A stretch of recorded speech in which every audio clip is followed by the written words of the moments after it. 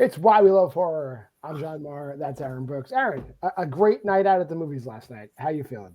Yeah, feeling good. Very excited. Another year, another Osgood Perkins production is upon us. With this time it being Keeper, which we got to see last night. Very excited. Asher also excited. He'll be joining us for part of the review today as well.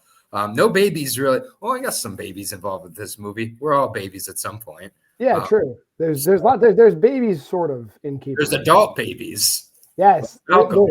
There's offspring. Yeah, there's offspring and man children all throughout the movie. Yeah.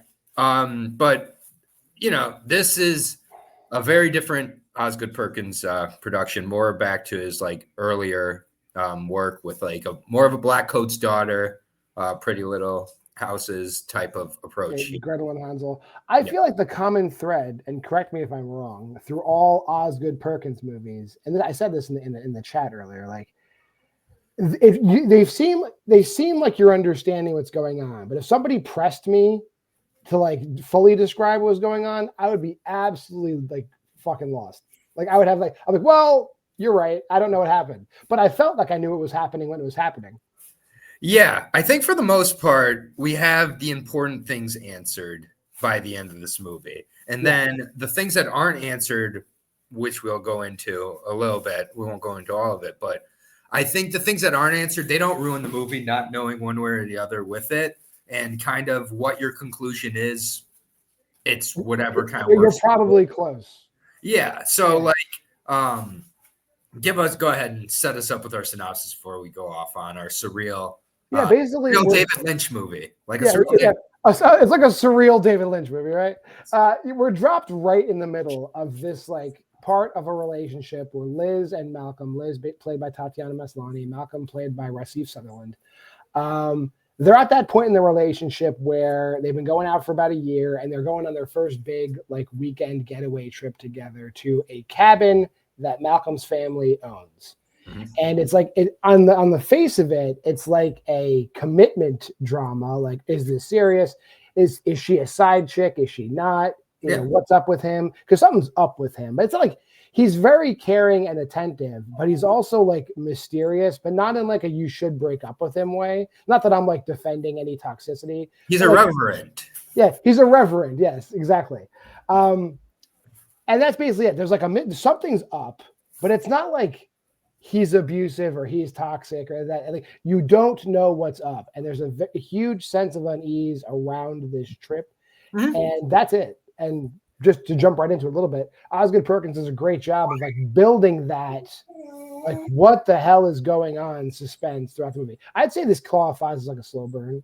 No, it's absolutely, I think this is totally a slow burn.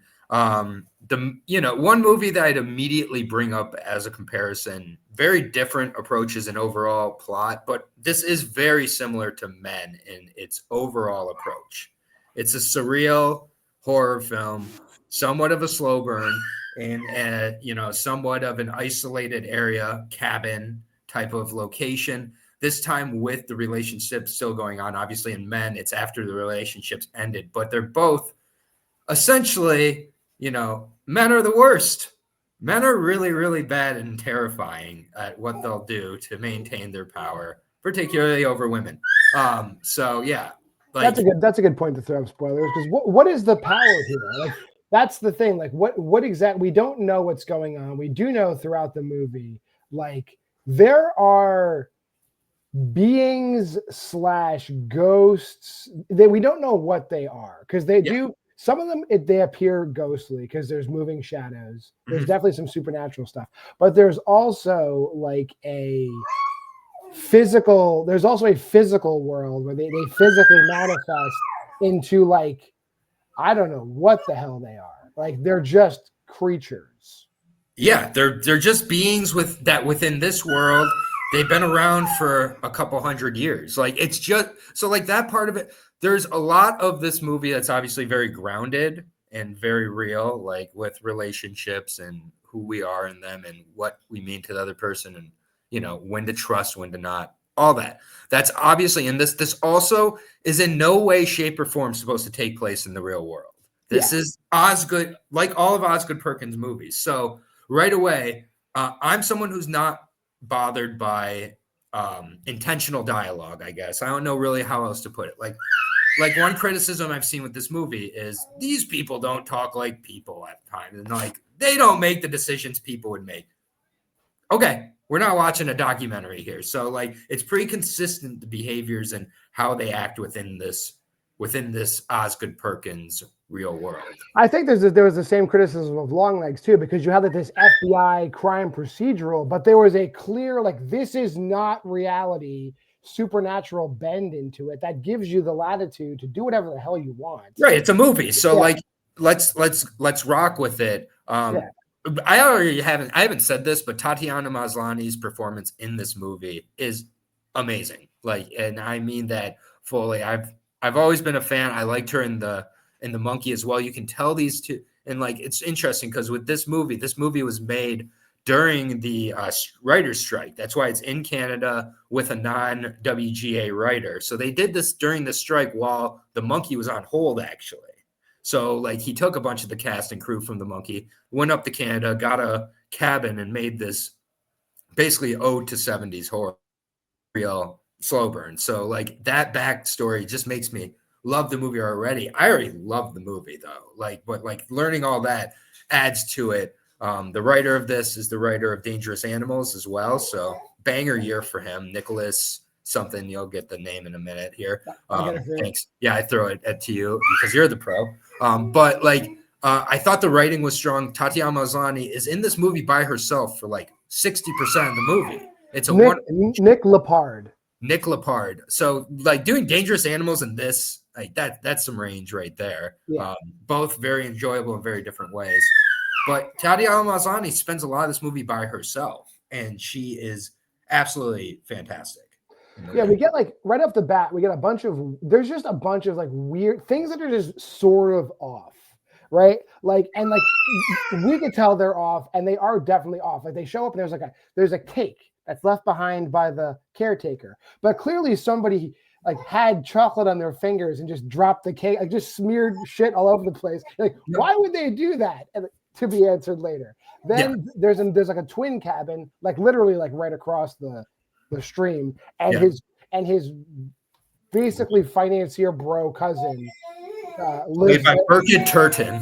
Yeah, is there, and he's got like a typical like Eastern European model girlfriend on Molly, and like you can tell that too. Like there's clearly like because there's dialogue from the cousin, I forget what his name is off the top of my head, Darren, where clearly they both do this a lot. Like this isn't the first time they've both been at cabins at the same time with women. And you're like, but Malcolm seems like a decent dude. Darren seems like a piece of shit. Like what's going on here? Yeah. And it like just slowly that mystery starts to unravel more and more. We, eventually fast forward, we learn this has been going on for hundreds of years in this cabin, and Malcolm and Darren are hundreds of years old. And so we see flashbacks at points of like kids in like colonial looking like garb. And we see Tatiana Maslany also in colonial garb, which is weird because because she's her. And that's the question there. There's the big question. Is Tatiana Maslany this woman, like, is she a witch, and has she been basically reintroduced as a sorceress as her character now? Or does this woman just is she maybe a distant relative of this woman, and she resembles her so much so that when the beings and monsters see Tatiana Maslany's character, they're like, oh, it's Mother. Like, and they want to protect her before she even that's why they treat her the way they do with Liz. And that makes me think. So there's a part in the movie early on where Liz, she blows on the glass and makes a heart, right? Right. And then later in the movie, we see a heart made behind her. What's going on there? I think that the beings saw that heart being made earlier in the movie. They thought that's from our mom. They think Liz is their mother. Right, because like there's also surprise when Malcolm leaves her alone in the house, which I guess in the past had been the signal for like, all right, kill this girl, she's done. And there's just times when the beings just approach her and they don't do anything.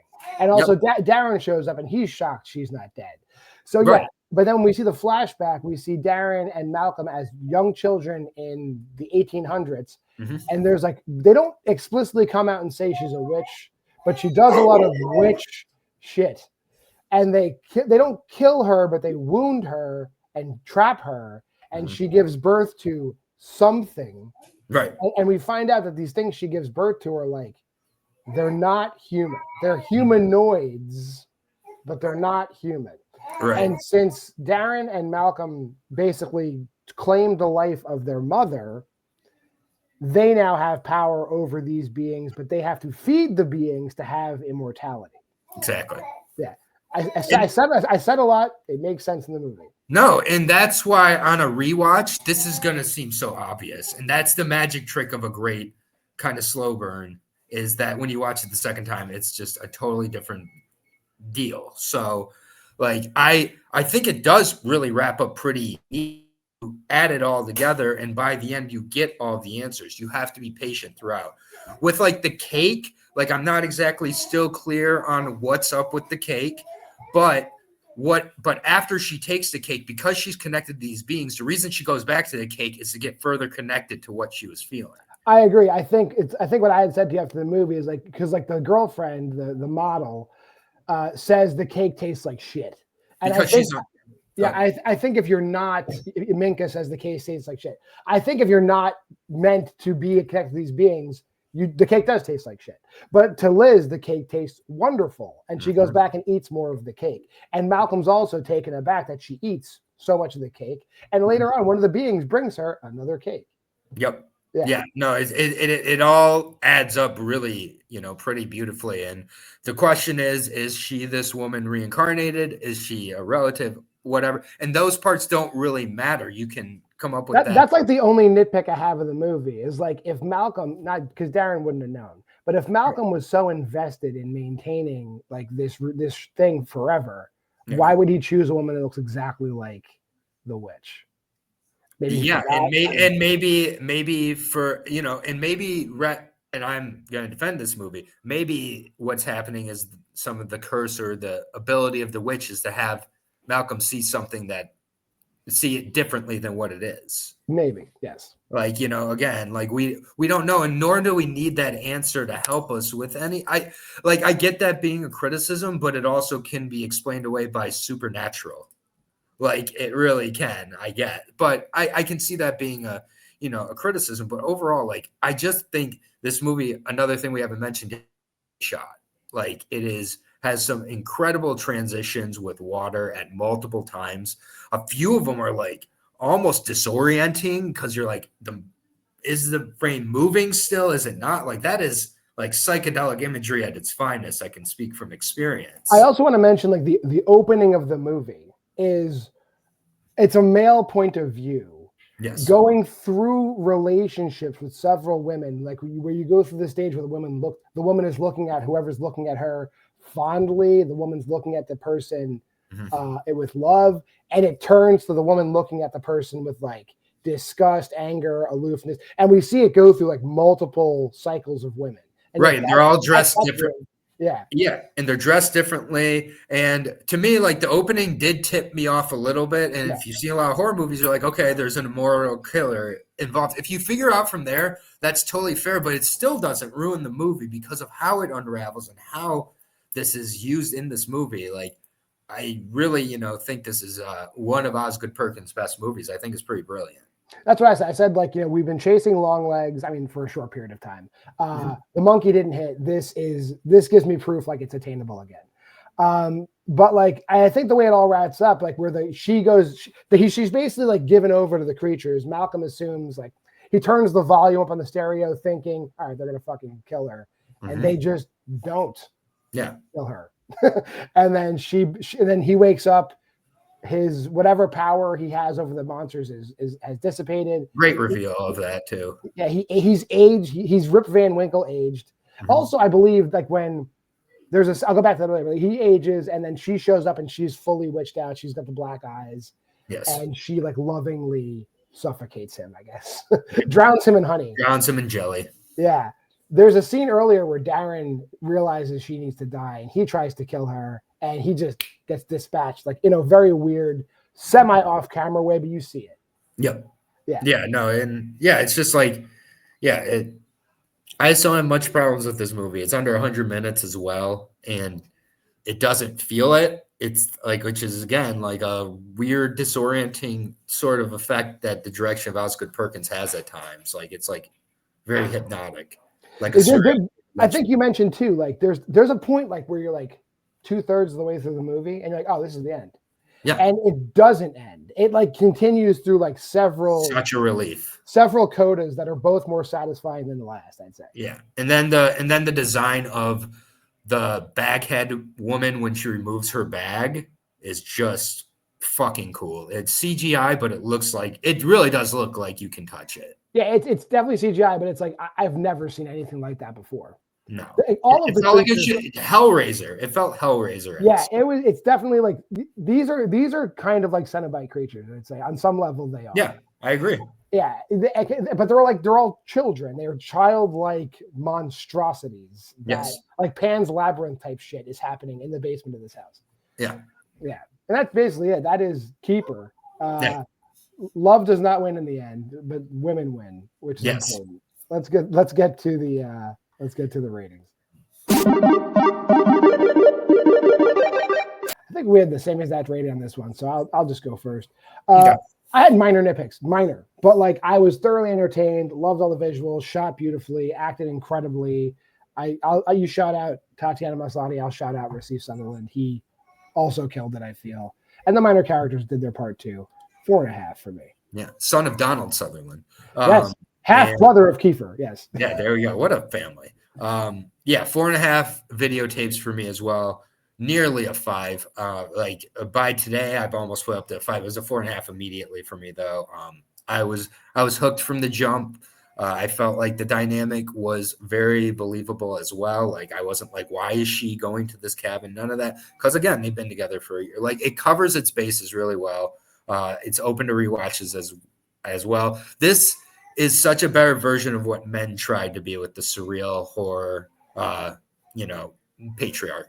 I can see that for sure. It does this so much better here. And I liked Men. This is better. So take that, Alex Garland. Yeah, I still love you, Alex. Yeah, great shit.